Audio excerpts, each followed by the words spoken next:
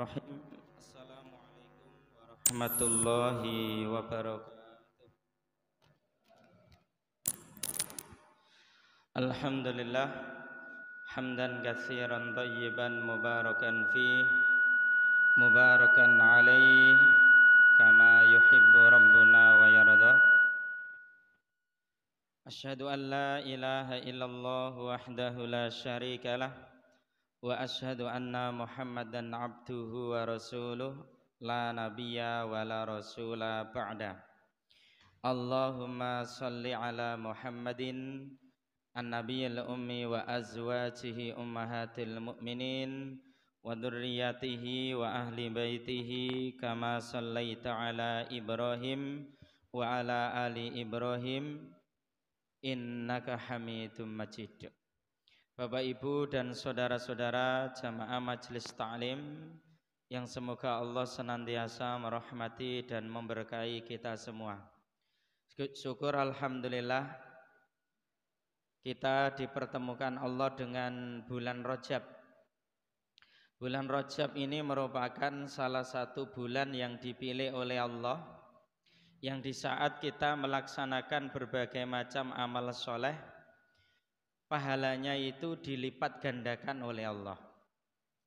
Sehingga dalam putaran 1 tahun itu ada beberapa bulan yang memang dipilih oleh Allah untuk para hamba-hamba yang beriman. Ketika hamba-hamba yang beriman itu melaksanakan amal soleh, amal kebaikan, maka amal soleh yang dilakukannya itu pahalanya berlipat ganda. Di antara bulan yang dipilih oleh Allah yang pertama adalah bulan Ramadan. Sebagaimana kita tahu kalau kita itu beribadah di bulan Ramadan, entah berupa sholat, entah berupa puasa, entah berupa tilawah, entah berupa sodakoh dan amal-amal soleh yang lain, itu pahalanya tak terhingga, sengaja dirahasiakan oleh Allah Subhanahu wa ta'ala. Sampai-sampai ketika ada seorang yang berpuasa kemudian membatalkan puasanya sehari saja di bulan Ramadan tanpa alasan syar'i, kemudian ia ingin menebusnya dengan puasa selama setahun yang di dalamnya tidak ada Ramadan, itu tidak bisa menandingi puasa 1 hari yang ditinggalkan ketika di bulan Ramadan. Itu artinya bahwa bulan Ramadan itu bulan pilihan Allah. Selain bulan itu yakni 4 bulan haram. 4 bulan haram itu disebut oleh Nabi salasun mutawalliyat, Dzulqa'dah wa Dzulhijjah wal Muharram wa Rajab Mudhar baina Jumadai wa Sya'ban. 3 itu berurutan, yakni bulan Dzulqa'dah, bulan Dzulhijjah, bulan Muharram dan bulan ini yakni bulan Rajab, di mana bulan Rajab itu juga diagungkan oleh kabilah Mudhar. Dia berada di antara bulan Jumadis Tsani dan bulan Sya'ban. Sehingga Bapak Ibu yang kalau hormati, merupakan satu kebahagiaan, keistimewaan dan juga keutamaan dari Allah ketika kita masih diberi hidup oleh Allah dalam kondisi sehat, kemudian bertemu dengan bulan Rajab. Ini bulan istimewa Bapak Ibu. Kalau kita kemudian melaksanakan sholat berjamaah, yang kita tahu dalilnya sholat berjamaah itu pahalanya 27 derajat. Itu kalau dilakukan di selain bulan haram. Itu kalau dilakukan di selain bulan Ramadan. Kalau kita lakukan di bulan ini, pahalanya berlapis-lapis, berlipat ganda. Baca Quran di bulan ini, pahalanya juga berlipat ganda.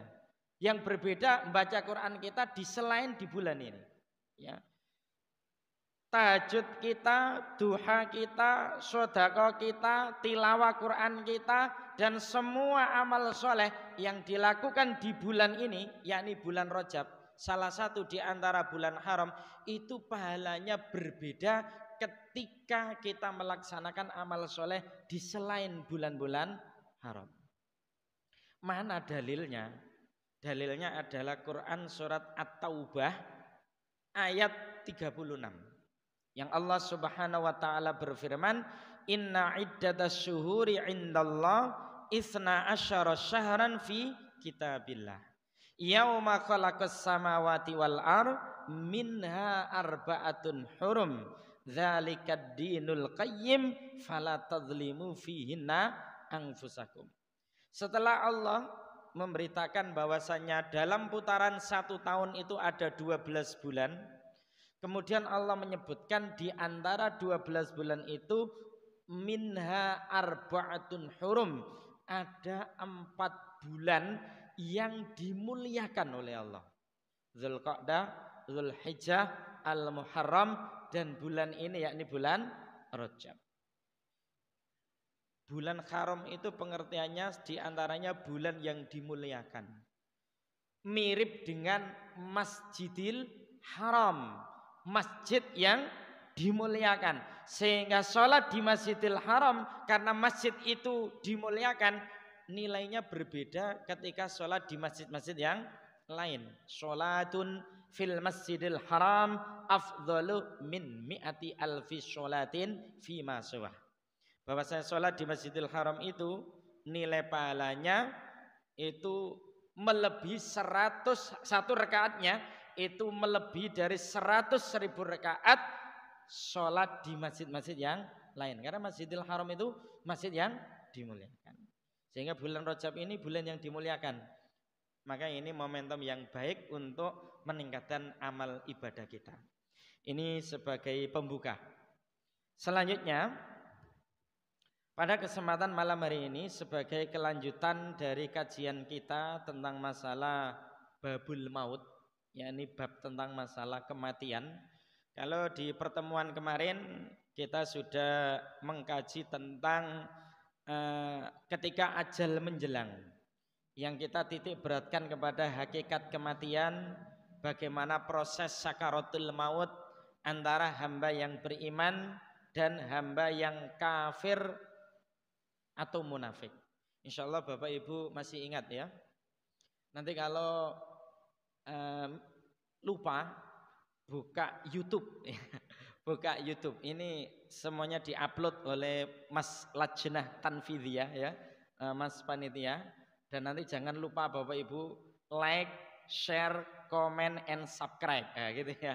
Biar nanti itu menjadi satu amal ibadah dan juga satu ilmu yang terus bisa bermanfaat sampai pada masa yang dikehendaki oleh Allah. Insya Allah ini manfaatnya sangat banyak ya. Sehingga mudah-mudahan saya dan juga teman-teman panitia pengurus takmir ini kemudian mendapatkan pahala yang terus mengalir melalui uploadan YouTube itu yang terus bisa dinikmati. Insya Allah generasi milenial ini sangat akrab untuk kajian-kajian keislaman yang ada di YouTube. Nanti bisa dibuka kembali. Untuk itu pada kesempatan malam hari ini sebagai kelanjutannya adalah tentang azab kubur. Ya, tentang azab kubur dan amalan-amalan yang bisa menyelamatkan dari azab kubur. Kenapa ini harus kita kaji?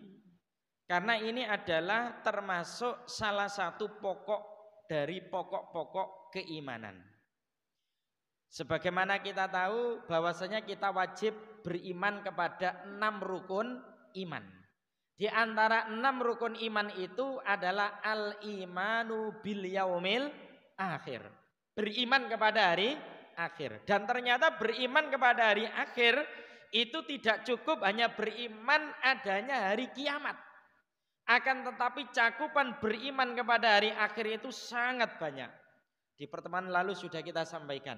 Salah satunya cakupan beriman kepada hari akhir itu adalah beriman tentang adanya siksa kubur. Beriman tentang adanya azab kubur. Ini harus kita mantapkan pada diri dan keimanan kita Bapak Ibu. Karena ada di antara kelompok-kelompok yang mengaku sekte Islam tapi menolak adanya siksa kubur. Siapa mereka? di antaranya adalah aliran Qadariyah. Di antaranya adalah aliran Mu'tazilah. Nanti kepireng jenengan ya. Nanti Pak. Aliran Qadariyah, aliran Mu'tazilah. Nanti kepireng Pak. Oh dereng. Ya. Jadi aliran Qadariyah, aliran Mu'tazilah ini satu jenis aliran yang menuhankan akal. Akal. Sehingga dalil-dalil Quran kalau tidak sesuai dengan akal dibuang. Dalil-dalil hadis yang tidak sesuai dengan akal dibuang. Bagi mereka yang namanya dalil itu harus sesuai dengan akal. Istilahnya harus rasional dan sesuai dengan logika manusia. Ini diantara penjabaran dan kebatilan dari aliran Qadariyah dan juga Mu'tazilah. Ya. Kalau aliran Neo Mu'tazilah saat ini adalah akidah kholasiyah, akidah yang mempunyai orientasi liberalisme, ya, kapitalisme, rasionalisme. Ini termasuk anak pinak dari aliran Qadariyah atau aliran Mu'tazilah. Pokoknya yang menuhankan rasio, menuhankan akal. Mereka itu tidak percaya tentang adanya siksa kubur.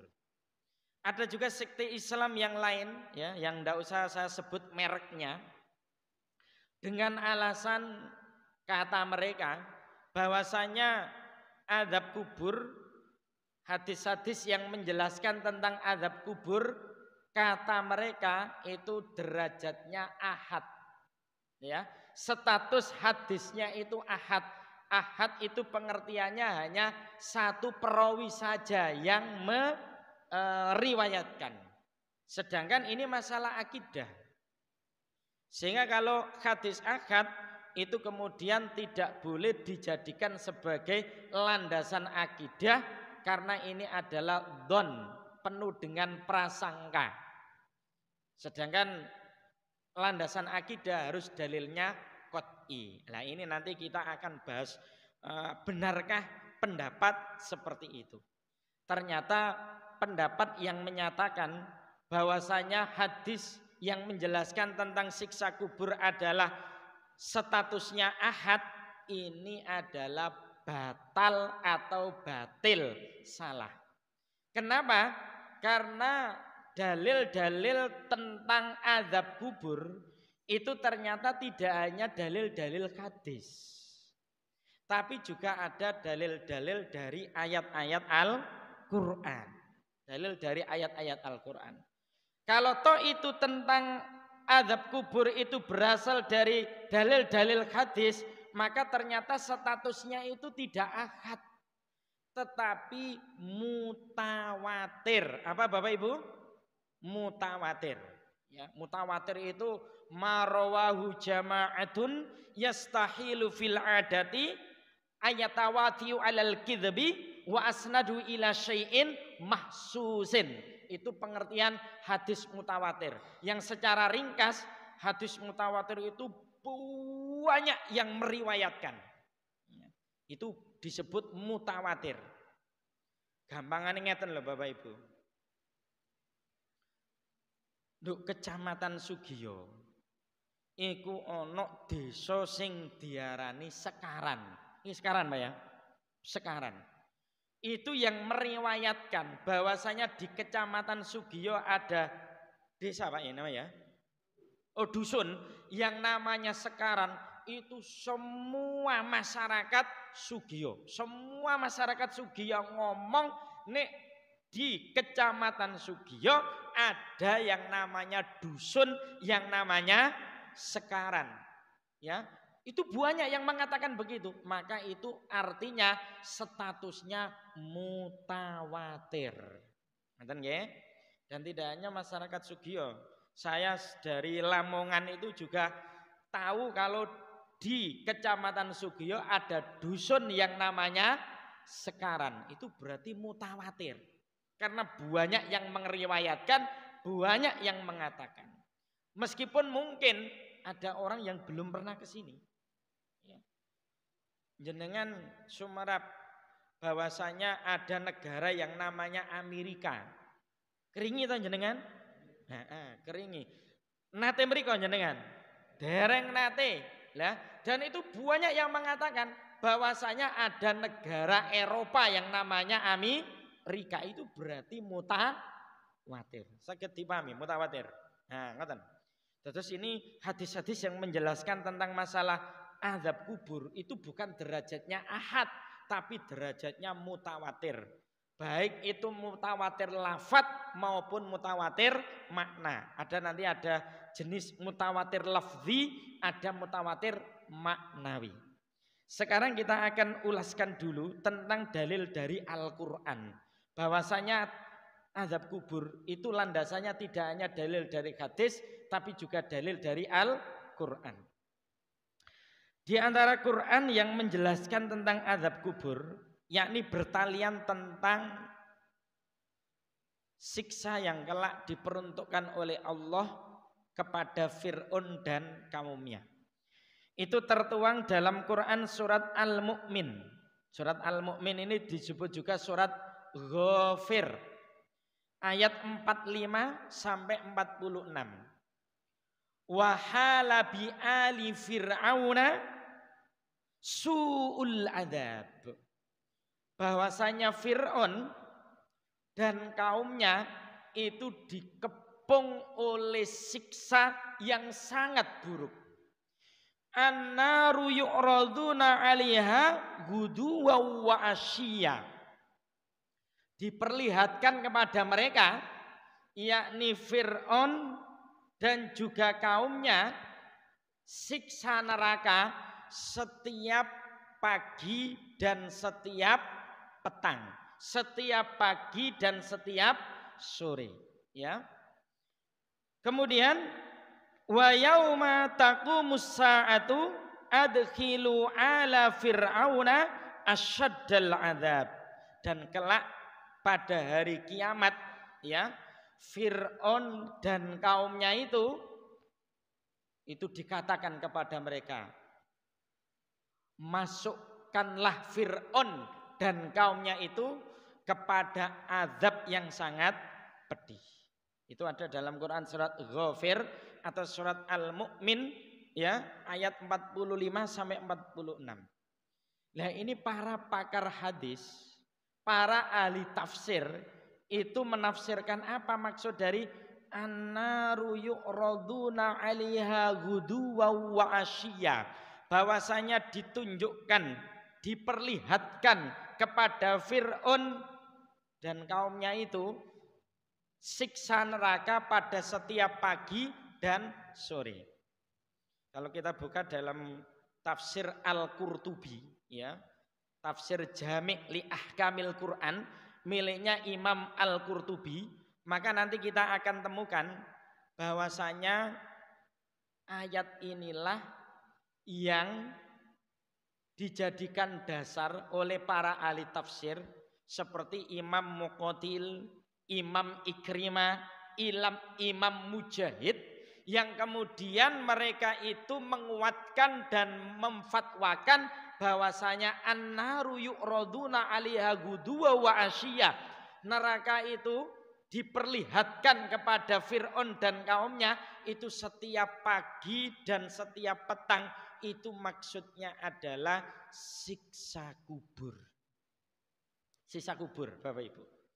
Dan tidak hanya Imam Al-Qurtubi. Jenengan tasih eling ta, sebutan imam itu bagaimana? Sebutan imam ini gelar orang yang paling tidak hafal 5.000 hadis. Jadi misalnya saya hafal 5.000 hadis, hafal 30 juz dari Al-Quran, jenengan manggil saya tidak ustadz, Pak. Imam Suwito, ngono. Al-Imam Suwito, ngono. Ya. Soalnya sebutan imam itu yang hafal ribuan hadis. Ini yang menafsirkan bahwasanya Quran surat Al-Mu'min atau Ghafir ayat 45-46 itu an-naru yu'raduna 'alaiha ghuduwa wa asyiya. Ini banyak ahli tafsir yang menyebutkan itu maksudnya adalah azab kubur. Azab kubur. Juga Imam Ibnu Katsir dalam tafsir yang berjudul Tafsir Al-Qur'anil Azim itu juga menyebutkan bahwasanya ini ayat adalah yang dipakai oleh para ulama yang menguatkan, yang memantapkan bahwasanya azab kubur itu memang ada. Dan ini sudah menjadi akidah Ahlussunnah wal Jamaah.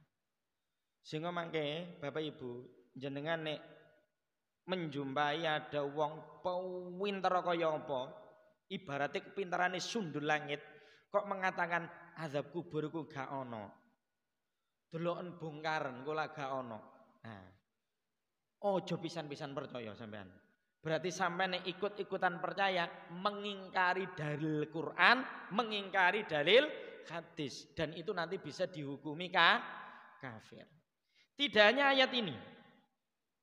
Ada juga Quran surat Toha ayat 124 ya, yang Allah Subhanahu wa taala berfirman, "Wa man a'rada an dzikri fa innalahu ma'isyatan dongka." Barang siapa yang berpaling dari peringatanku, kata Allah, maka baginya kehidupan yang sempit. Ma'isyatan dongka, para mufassir itu menyebut kehidupan yang sempit itu adalah kehidupan di alam barzah, kehidupan di alam kubur. Bahwasanya mereka yang berpaling dari Al-Quran, gak gelem maca Quran, gak gelem memahami Quran, gak gelem ngamalna Quran, apalagi sampai pada tingkatan mendakwakan Quran, apalagi pada tingkatan mau membela Al-Quran. Mereka yang berpaling dari Al-Quran, fa innalahu ma'isyatan dongka, kelak mereka ketika di alam kubur itu berada dalam kehidupan rumit, berada dalam kehidupan sempit. Ma'isyatan dongka, para mufassir ahli tafsir itu menyebut itu adalah siksa di alam kubur. Satu dalil saja itu sebenarnya sudah cukup, Pak. Apalagi sampai ada beberapa dalil. Ya, berarti ini sudah ada 3 ayat. Dalil dari hadis misalnya, ketika kita takiyat akhir, ya, di takiyat akhir itu kan ada hadis riwayat Imam Muslim yang Rasulullah bersabda, "Idza faragha ahadukum minat tasyahhudi falyasta'id billahi min arba' antaqula Allahumma inni a'udzubika min adzabi jahannam wa min adzabil qabri wa min fitnatil mahya wal mamati wa min syarri fitnatil masiihid dajjal." Al hadis au kama qala. Jika salah satu di antara kalian telah selesai membaca doa tasyahud, maka hendaklah ia meminta perlindungan kepada Allah dari 4 perkara. Hendaklah ia berdoa, Allahumma inni a'udzubika min adzabi jahannam. Ya Allah, sungguh aku berlindung kepadamu dari siksa neraka jahannam.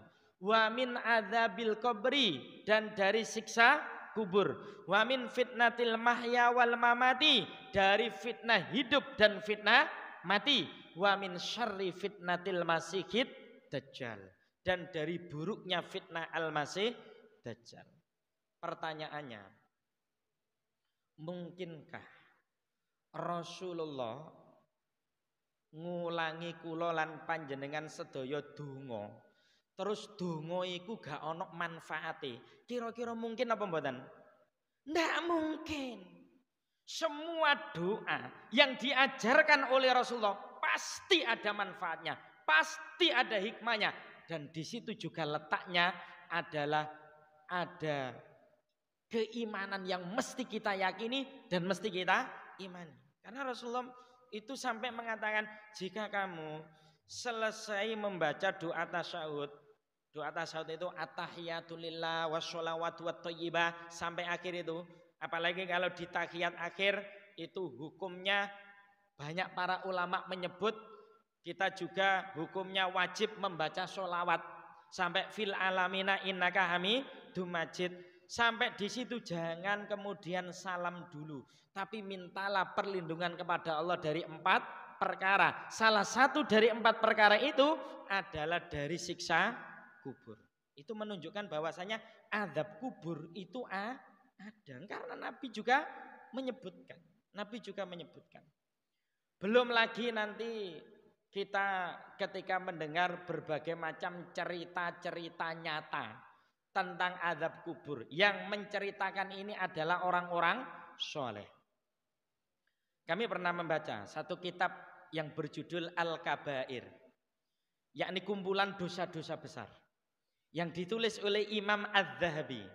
Di dalam kitab itu, ketika Imam Az-Zahabi itu menyebutkan di antara dosa-dosa besar itu adalah meninggalkan sholat wajib secara sengaja, beliau itu mengutipkan beberapa kisah. Apa di antara kisah yang dikutipkan di dalam kitab itu? Tentang siksa kubur.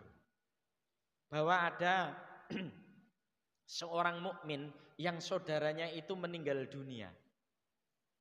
Kemudian akhirnya menguburkan saudaranya.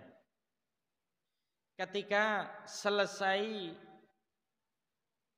prosesi penguburan itu, dia itu merasa ada kantong yang berisi barang yang sangat berharga itu terjatuh ke dalam kuburan tersebut.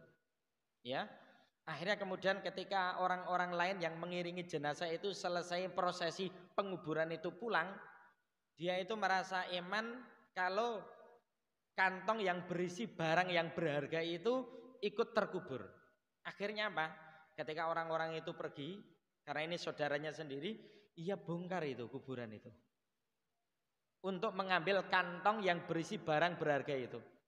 Dan subhanallah, ternyata ketika kuburan itu dibongkar, ya, maunya itu untuk mengambil kantong yang berisi barang yang berharga itu, ternyata jenazah itu penuh dengan pijaran api. Akhirnya kemudian nggak berani diteruskan. Ya, dia kaget, akhirnya kemudian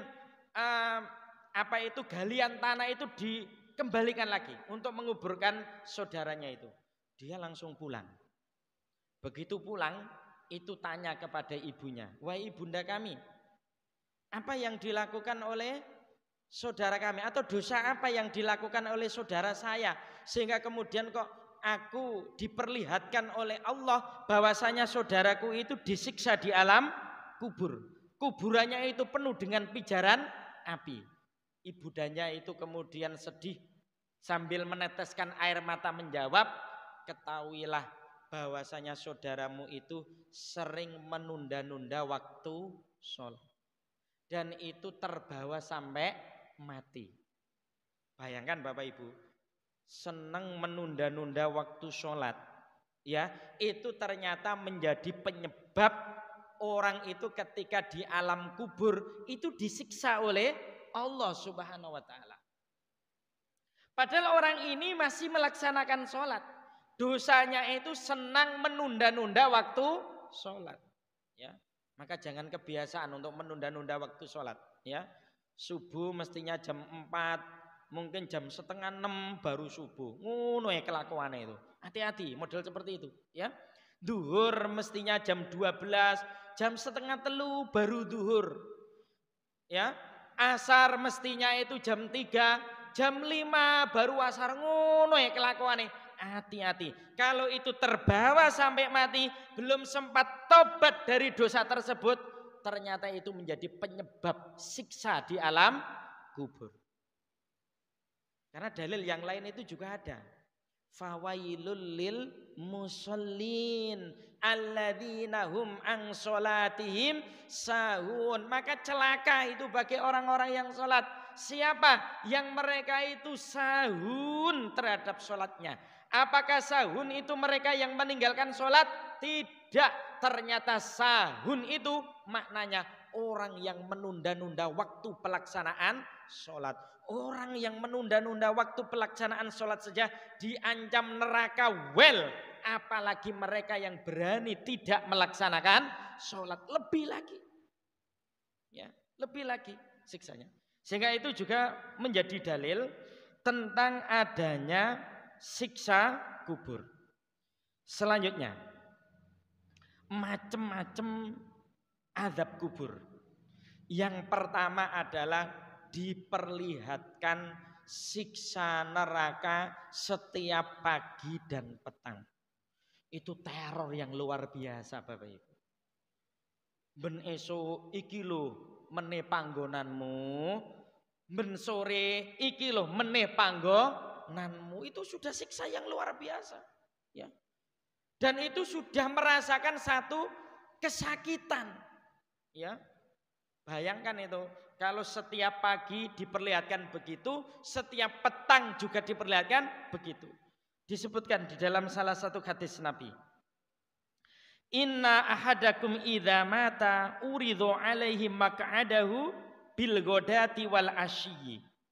Sesungguhnya salah satu di antara kalian ketika sudah mati itu pasti diperlihatkan tempat yang namanya kelak, apa itu tempat penghuninya, ya, tempat huniannya itu setiap pagi dan setiap petang, ya.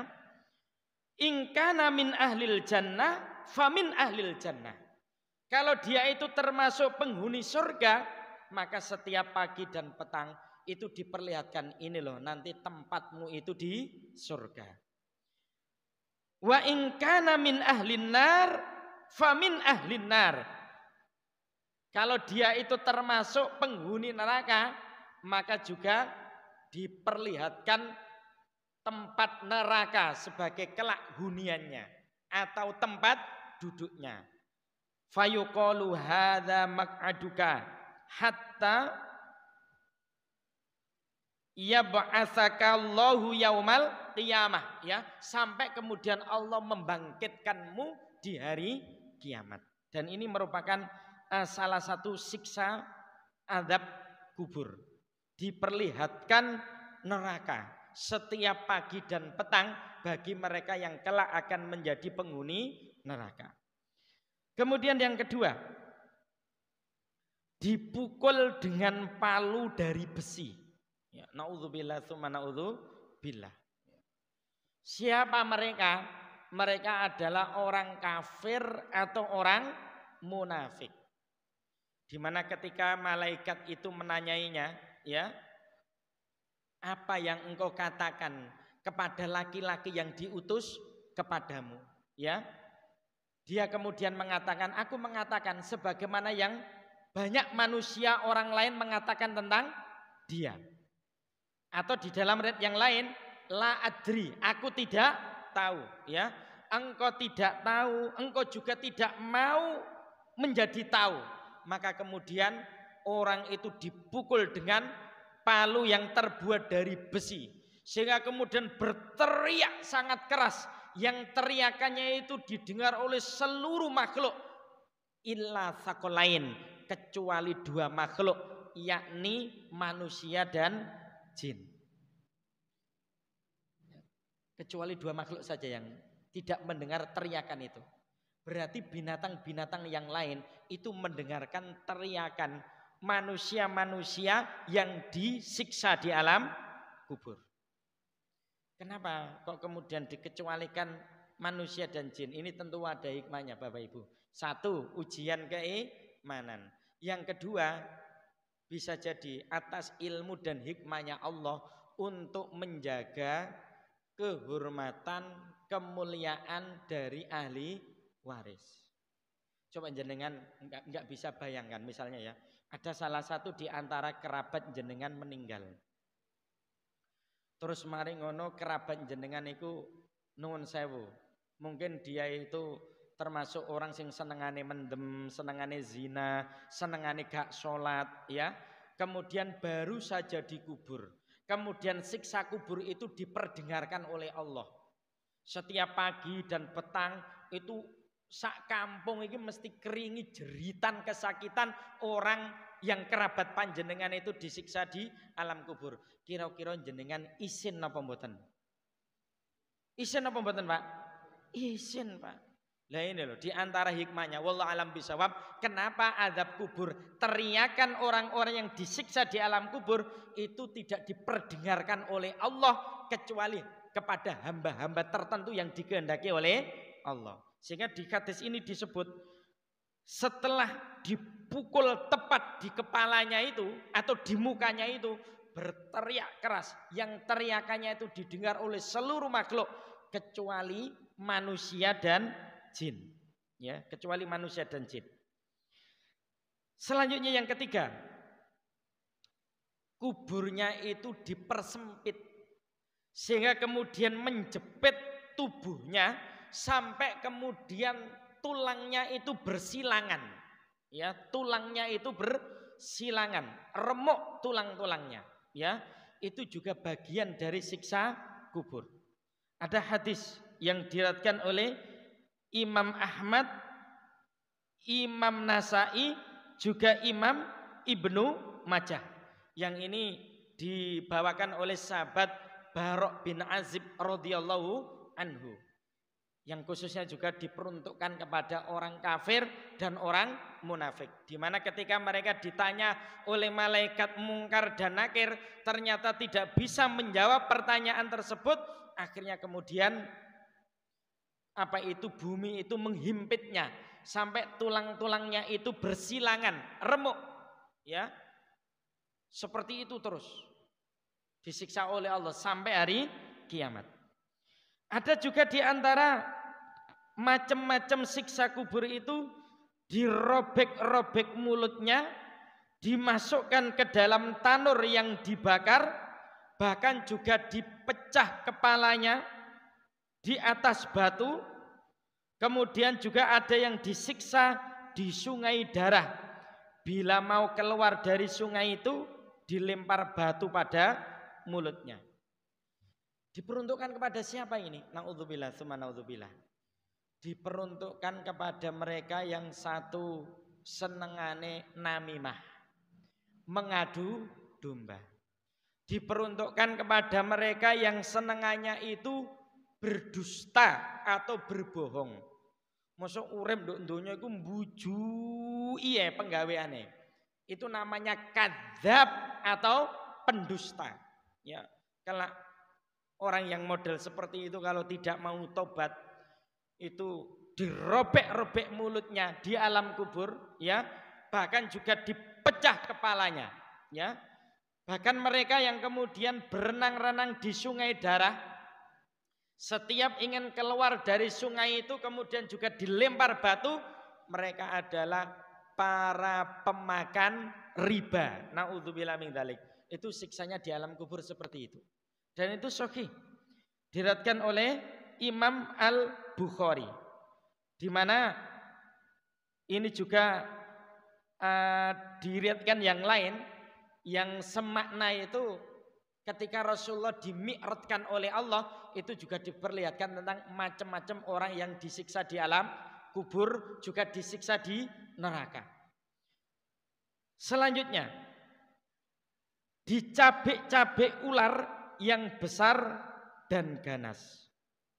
Disebutkan dalam satu riwayat, fa'idha ana binisai tanhasu satyahunna al-hayyas fakultu ma baluha ula faqala allawati, ya, yamna'na auladahunna ulbanahunna, ya.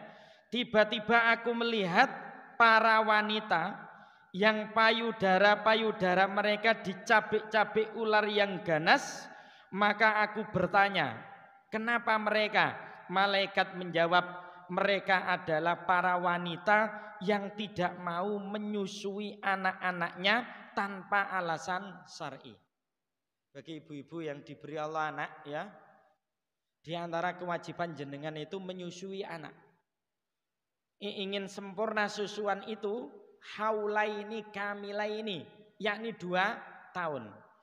Ketika ada wanita yang diberi Allah anak, kemudian dia tidak mau menyusui anaknya, padahal tidak ada alasan syar'i yang diperbolehkan oleh syariat, maka itu ternyata menjadi salah satu penyebab wanita itu kelak nanti akan disiksa di alam kubur. Dengan cara apa? Nun sewu, payudaranya itu akan digigit, dicabik-cabik oleh ular yang sangat ganas. Na'udzubillah tsumma na'udzubillah. Bahkan dalam riwayat yang lain, di antaranya adalah riwayat Ibnu Hibban yang pernah kami baca. Ini khusus orang kafir, orang munafik itu ya digigit, ya dicabik-cabik, ya disembur bisa yang sangat ganas oleh ular at-tinin namanya. Yang ular at-tinin ini jumlahnya 99 ular, yang setiap ular itu mempunyai 7 kepala dan menggigitnya, mencabik-cabiknya sampai hari kiamat tiba. Na'udzubillah min dzalik. Itu diperuntukkan orang-orang kafir dan orang-orang munafik. Kalau kita selamanya itu beragama Islam, insya Allah tidak kafir, Pak. Selama kita menjaga dari perkara-perkara yang membatalkan keimanan. Yang perlu kita hati-hati adalah sifat-sifat munafik. Nah, ini sifat-sifat nifak. Kalau tidak ditobati, ternyata orang munafik itu siksanya juga digigit oleh ular at-tinin. Termasuk juga penyebab orang disiksa di alam kubur adalah disebabkan keluarganya itu niyakah. Niyakah itu apa? Meratap. Meratap yang bagaimana? Meratap yang menunjukkan dia itu tidak menerima takdirnya Allah ketika ada kerabatnya yang dipanggil oleh Allah. Mungkin diantara perkataannya begini, ya Allah gak terima ya Allah, lapo kok apa iku suamiku kok ambil ya Allah. Nah, itu bahaya. Itu niyakah. Ya, niyakah, meratap. Dan itu termasuk menjadi penyebab orang itu disiksa di alam kubur. Tapi para ulama memberikan penjelasan begini Bapak Ibu. Itu diperuntukkan bagi orang yang ketika meninggal dia itu berwasiat, engko nek aku mati ya nangis sing guru-guru sing bau anter. Kalau dia punya wasiat begitu kepada ahli warisnya, dengan sebab tangisan keluarganya itu, akhirnya kemudian orang yang berwasiat itu kelak disiksa di alam kubur. Tapi jenengan tidak wasiat begitu, kok keluarga itu menangisi jenengan, tangisannya itu tangisan sedih biasa, manusiawi, lah itu tidak apa-apa. Karena Rasulullah ketika anaknya meninggal, beliau itu juga menangis, ya. Maka ini juga pentingnya wasiat Bapak Ibu. Dan kita kok boleh wasiat saat kita hidup ini, kemudian boleh wasiat kepada istri kita, anak kita, istriku, anakku, engko nek aku mati, ndak usah awakmu iku meratap. Meratap itu tangisan sing bengok-bengok, menjambak-jambak rambutnya, merobek-robek pakaiannya, kemudian dengan ucapan-ucapan yang sifatnya kurang ridho terhadap ketentuan Allah, ya. Wahai Allah, dia itu pahlawanku, dia itu sandaran hidupku, kenapa engkau matikan secepat ini? Nah, itu ratapan termasuk. Itu menjadi penyebab orang yang di alam kubur dari kerabatnya ketika meninggal itu disiksa. Kemudian selanjutnya, secara ringkas, ya, ini sudah masuk isya Mas ya. Secara ringkas, amalan-amalan apa yang dengannya Allah menyelamatkan kita dari siksa kubur? Yang pertama adalah al-imanu billahi wa tauhidihi. Iman kepada Allah dan mentauhidkannya. Iman dalam makna apa? Iman dalam makna sebagaimana yang diterangkan oleh para ulama, tasdiqum bil qalbi wa iqraru bil lisani wa amalu bil jawarih. Tasdiqum bil qalbi itu membenarkan dengan hati. Maknanya membenarkan seluruh isi Al-Quran, meyakini seluruh isi Al-Quran itu benar, juga membenarkan seluruh berita yang disampaikan oleh Rasulullah dalam hadis-hadis Rasulullah, semuanya itu benar. Kalau hadis itu sahih, kalau hadis itu hasan, wajib kita yakini, wajib kita membenarkan. Itu namanya tasdiqum bil qalbi. Orang kalau beriman dengan sesungguhnya juga membenarkan seluruh hukum-hukum Islam. Dia akan menjaga lisannya dari mengkritiki hukum Islam. Jangan sampai Bapak Ibu, ya. Jangan sampai menjelek-jelekkan Islam, menjelek-jelekkan hukum Islam. Itu bahaya, itu merusak keimanan. Wa iqraru bil lisani, yakni mengikrarkan dengan lisan. Wa asyhadu alla ilaha illallah wa asyhadu anna muhammadar rasulullah. Ya. Wa amalu bil jawarih, mengamalkan dengan anggota badan. Artinya kita senantiasa berusaha untuk melaksanakan ketaatan kepada Allah dan Rasulnya. Yang kedua, ya, menjaga kemurnian tauhid dari syirik, dari maksiat, juga dari bid'ah. Itu supaya menjadi ikhtiar kita supaya kita tidak disiksa di alam kubur. Kemudian yang ketiga, setiap malam melakukan muhasabah dan kemudian memperkuat taubat. Jadi sangat baik Bapak Ibu, menjelang tidur itu kita angen-angen, ya, angen-angen. Sehari ini aku 5 waktu itu berjamaah atau tidak? Malamnya tahajud atau tidak? Qobliyahnya dijaga atau tidak? Kemudian baca Qur'annya sehari ini baca atau tidak? Kalau kita melakukan amalan-amalan itu, ucapkan alhamdulillah. Itu sebelum tidur muhasabah, ya. Tapi kalau kita kemudian ternyata khilaf melakukan dosa, kita kemudian istighfar dan bertobat kepada Allah. Kok kita dimatikan oleh Allah dalam malam itu, maka sesungguhnya kita mati dalam kondisi bertaubat kepada Allah. Kok kita dihidupkan lagi oleh Allah, insya Allah lebih siap untuk melakukan amal soleh atau amal ketaatan kepada Allah. Ini pentingnya muhasabah, ya. Penting Bapak Ibu. Artinya ketika kita malam, kita menjelang tidur, kita menintrospeksi diri kita, memuhasabah amal kita, baik amal yang soleh maupun amal-amal yang tidak soleh. Kemudian yang ketiga, yang keempat, membiasakan membaca surat Al-Mulk setiap malam, ya. Membaca surat apa? Al-Mulk, ya, tabarakalladzi biyadil mulk. Itu juz ke-29. Itu usahakan dibaca setiap malam.